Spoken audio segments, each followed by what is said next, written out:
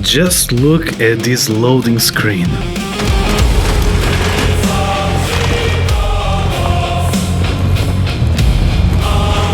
This is Mortal Shell 2, and this game redefines the Souls-like games into a brutal and epic gameplay.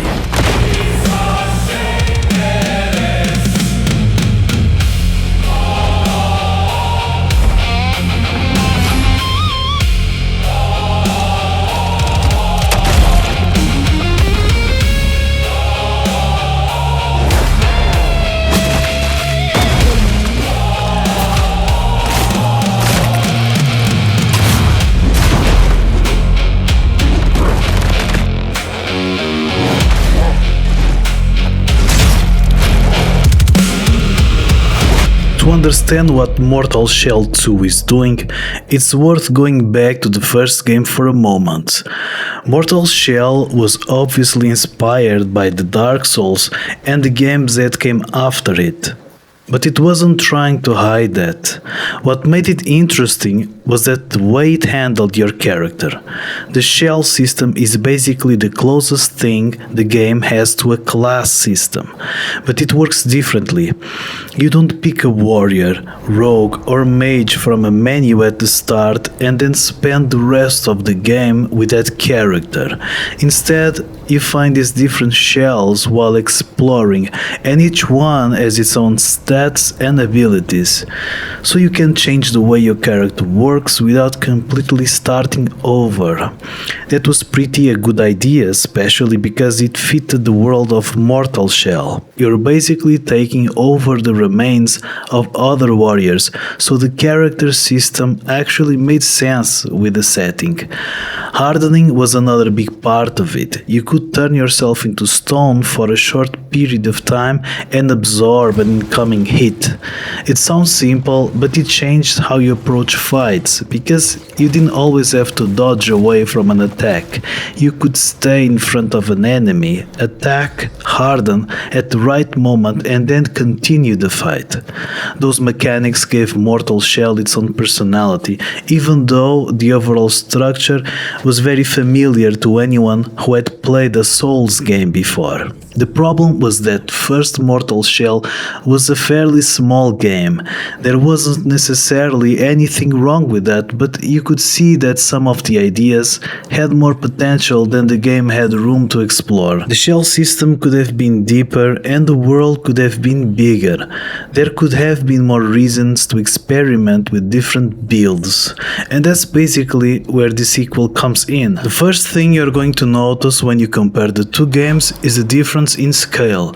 Mortal Shell 2 has 8 playable shells, a large interconnected world, and more than 60 dungeons. There are also more weapons, sidearms, upgrades, and ways to customize your character. The developers have described the world as expansive but compact, which I actually think it's a good way of explaining what they're going for.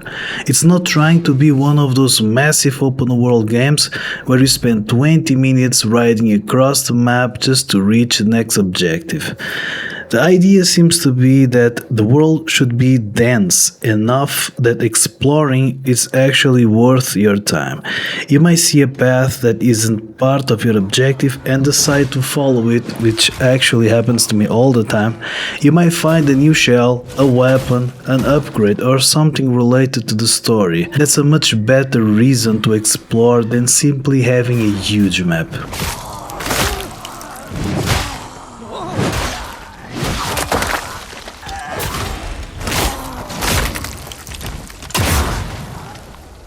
And this is something I think Souls-like games generally understand quite well. You don't necessarily need to put a reward marker on the map to make players interested in something. Sometimes you just need to make the player wonder what's behind the door or where a path is going. Mortal Shell 2 seems to be built around that kind of exploration. The world is there to be explored, but the game doesn't need to be constantly tell you where to go.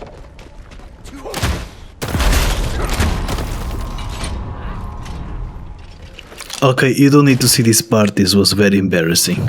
Here's something way cooler.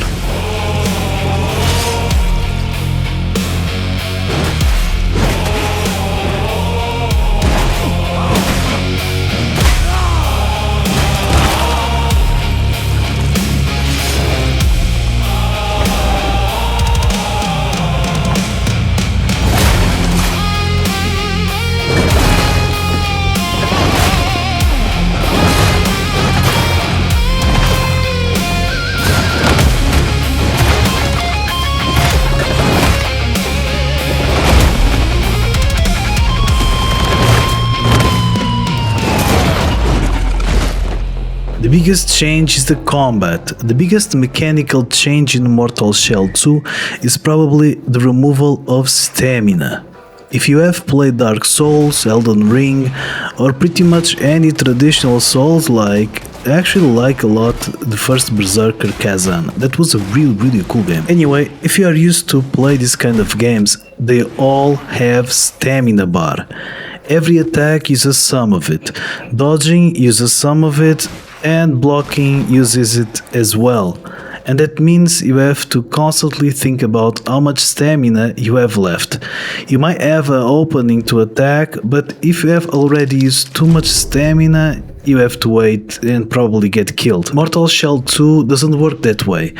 You aren't always constantly looking at the stamina bar to decide whether you can attack or dodge. That makes the combat feel much more immediate. You can be aggressive for a longer time, and you don't have to keep backing away just because your stamina is running low.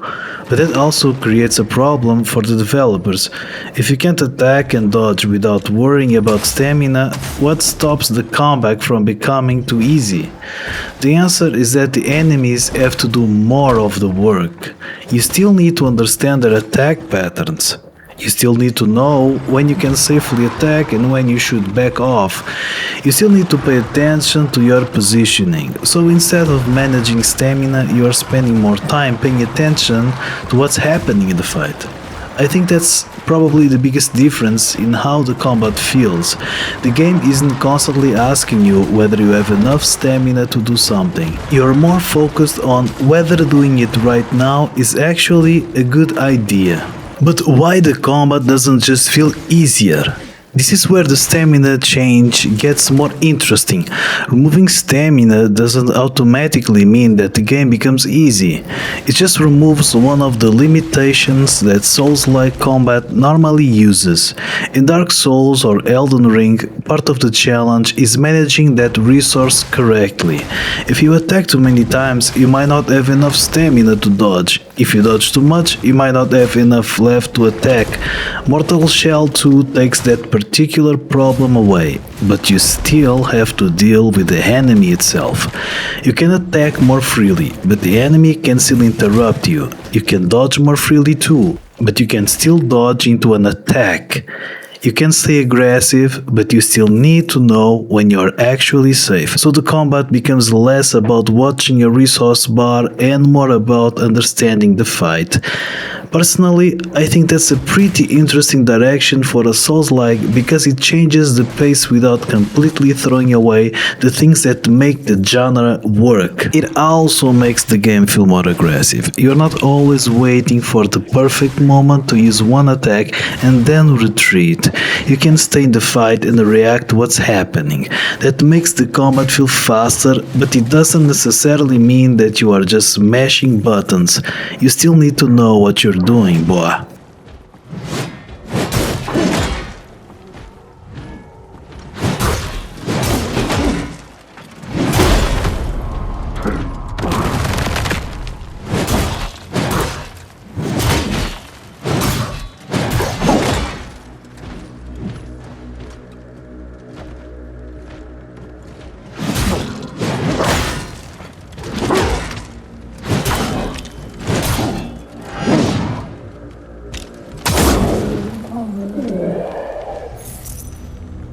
Hardening still matters. Hardening is probably the mechanic that most clearly connects the sequel to the original. The basic idea is still the same. You can harden your body and absorb an incoming attack, but when the rest of the combat becomes faster and more aggressive, this mechanic becomes even more useful. One thing I like about hardening is that it gives you another option besides simply dodging. If an enemy is about to hit you, you don't always have to move away. You can stay where you are, harden at the right moment, then take the hit and continue your attack. That creates a different rhythm from the usual dodge and counter approach that you see in a lot of Souls-likes. It also means that defense doesn't always mean creating distance. Sometimes the best defensive move is to stay right in front of the enemy and deal with the attack directly. And because there isn't a stamina bar stopping your attack, this this works great with the faster combat in Mortal Shell 2. The shells are still the main idea. The shell system is still the thing that makes Mortal Shell feels like Mortal Shell.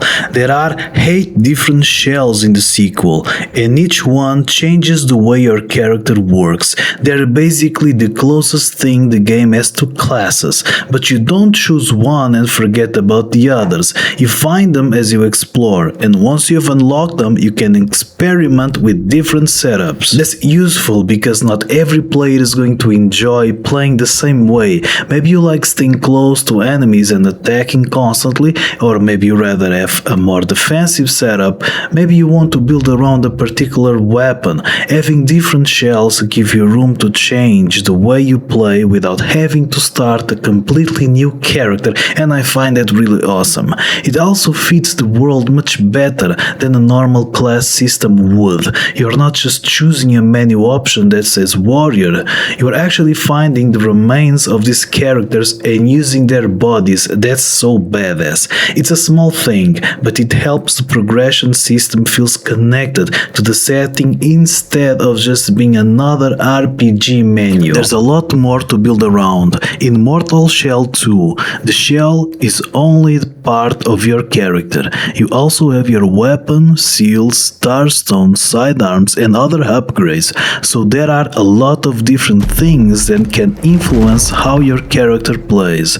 What I like about this kind of system is that it gives you a reason to experiment. You can keep the same shell, but change the weapon, and suddenly the combat feels different. You can change other parts of the build and make it more aggressive or more defensive.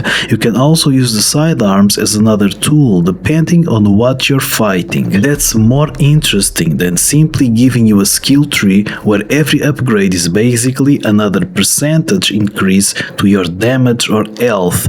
The better RPG systems are the ones that actually change what you're doing during gameplay. If changing your build makes you approach an enemy differently, then that build system has a real purpose. And that's something Mortal Shell 2 seems to be doing much more than the original game.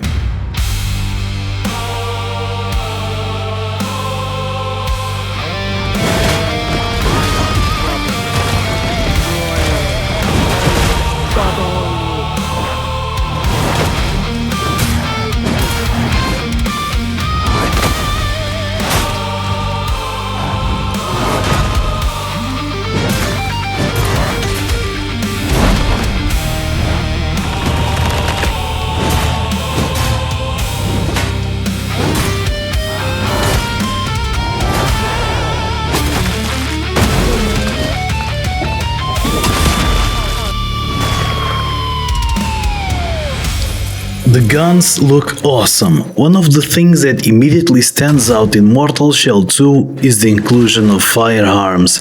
This is still a dark fantasy Soulslike, so seeing a character pull out a medieval firearm is like strange at first, but once you look at the combat system, it actually makes some sense and so cool. Just look at this blast.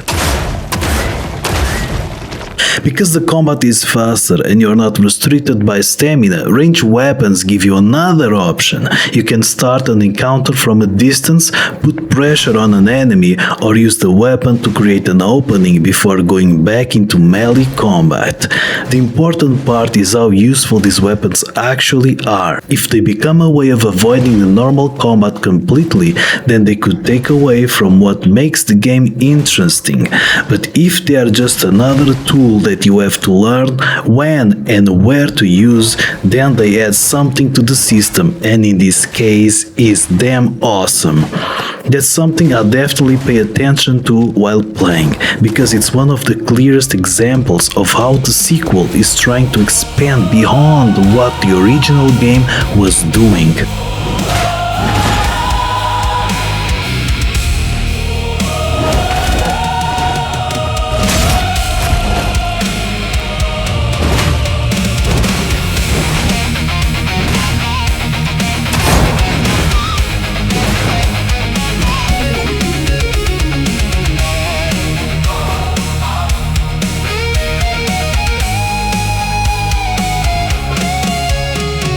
exploration is a bigger part of the game. The world is another major difference between the two games. Mortal Shell 2 gives you a much larger, interconnected environment, but what matters more than the actual size is how the game uses it. The developers have talked about keeping the world compact rather than simply making it enormous, and that makes sense for this type of game. If I'm playing a Soulslike, I don't really care whether the map is 50 square kilometers. I care whether there's something interesting around the corner. That's where the dungeons and hidden areas become important. You might leave the main path and find something that gives you a new weapon. Maybe you discover another shell. Maybe there's an upgrade. Maybe you find something that gives you more information about the world. That kind of exploration works because the game doesn't have to constantly tell you that you are doing something important or not. You just find something and decide for yourself whether it was worth going there. More than 60 dungeons. Mortal Shell 2 has more than 60 dungeons, which is a pretty impressive number, but honestly the number itself doesn't mean very much to me. I'd rather have 20 really good dungeons than 60 that all start feeling the same after a while, and this is one area where some of the early criticism of the game becomes relevant. The overall reception has been quite positive, especially when it comes to the combat, shells and exploration, but some reviewers have mentioned repetition in certain areas. That's something you can feel in a game like this pretty quickly. If you are exploring because you expect to find something interesting, repeating the same layouts or encounters too often can take some of that excitement away. So the important thing isn't really that there are more than 60 dungeons, it's whether those dungeons actually give you enough reasons to explore them. If they do, then that's a huge amount of content. If some of them start feeling like filler, then the number becomes much less impressive. But in my opinion, I have to say that these dungeons look really cool and very different.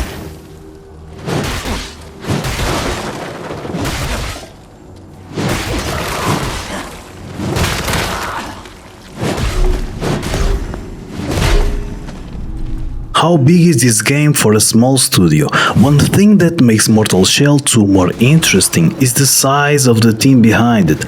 Cold Symmetry has talked about working with roughly 30 developers, which is obviously very small compared with the teams behind games like Elden Ring. And when you look at what they actually built, the scope becomes pretty impressive. There are multiple shells, a large world, dozens of dungeons, bosses, weapons, sidearms, progression systems, and all the usual work that goes into making a modern game. That doesn't automatically make Mortal Shell 2 better. A game doesn't get extra points just because the team was small, but it does give you some context for why this sequel feels like such a big step from the first game. The original Mortal Shell felt like a small team taking a shot at the Souls-like formula and seeing what they could do with it. The sequel feels like that same team getting the opportunity to take those ideas much further, and I think that's probably the most interesting part of the whole project. Did they keep the identity? There's always a risk when a smaller game gets a much bigger sequel. You can add more content and more systems and end up losing what made the original interesting. I don't think Mortal Shell 2 has completely lost that identity, by far. The shells are still central to the character system. Hardening is still one of the most important combat mechanics. The world still has that strange dark fantasy atmosphere, and the combat still feels different because of the way these systems work together. The sequel is definitely bigger, but it doesn't feel like Cold Symmetry simply looked at Elden Ring and decided to make their own version of it. They're expanding the ideas that were already there, and I think that's the right way to approach a sequel like this. My final thoughts. So after everything Cold Symmetry changed, was it actually worth making Mortal Shell 2 this much bigger? I completely believe it was. The first Mortal Shell had some really good ideas, but there was always a feeling that those ideas could have gone further. The sequel finally has the space to do that. The shell system is deeper, the world gives you more reasons to explore, there are more ways to build your character, the combat is faster and more aggressive because you're not constantly managing stamina, and hardening still gives the game one of its most recognizable mechanics as other special abilities. It's not perfect, some areas could use some more variety and some of the progression system could go further, but I don't think those problems take away from what the game is trying to do. What I like most about Mortal Shell 2 is that it doesn't feel like Cold Symmetry is trying to prove that they can make the biggest Souls-like possible. They are taking the ideas they had in the first game and asking what happens if they actually have the room and the resources to expand them. And that's why I think Mortal Shell 2 is worth paying attention to.